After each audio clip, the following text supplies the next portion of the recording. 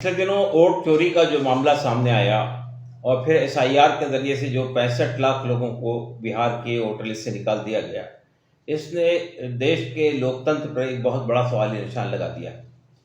और पहली बार अपोजिशन पार्टियों ने इलेक्शन कमीशन पे ये इल्ज़ाम लगाया कि ये वोट चोरी में डायरेक्टली इन्वॉल्व है।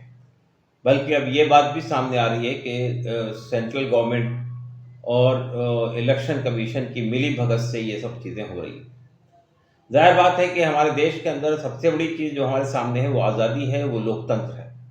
अगर लोकतंत्र एक बार ख़त्म हो गया या मैनेज कर लिया गया या उस पर ऐसी ताकतों ने कब्जा कर लिया जो हमेशा सत्ता में रहना चाहती हैं, तो फिर उसके बाद ये सवाल पैदा होता है कि फिर जो लोकतंत्र की जो हमें हमारे संविधान ने जो हमको अधिकार दिए थे, वन मैन वन वोट का, वो जब समाप्त हो जाएगा, वो जब ख़त्म हो जाएगा, फिर ये सवाल पैदा होगा कि लोकतंत्र जो हमें हासिल हुआ था वो लोकतंत्र खत्म हो गया, फिर तानाशाही का रास्ता खुल जाएगा, फिर एक पार्टी ही हमेशा सत्ता में रहेगी।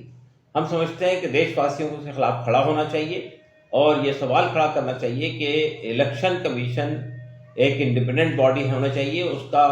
उसमें इलेक्शन कमिश्नर का जो पहले चुनाव होता था उसमें प्रधानमंत्री, अपोजिशन लीडर और सुप्रीम कोर्ट के चीफ जस्टिस हुआ करते थे, उस मैकेनिज्म को दोबारा रिवाइव करने की जरूरत है। और तीसरी बात ये बात भी मैं कहना चाहता हूँ कि ईवीएम पर भी अक्सर सवालात खड़े होते हैं।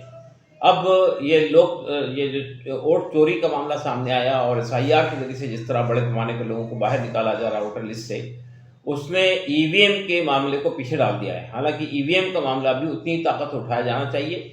हम समझते हैं कि इस बात का जरूरत है कि एक बार फिर से बैलेट के ऊपर में वोट हो, बैलेट के ऊपर ही जो है वोट डाले जाएं।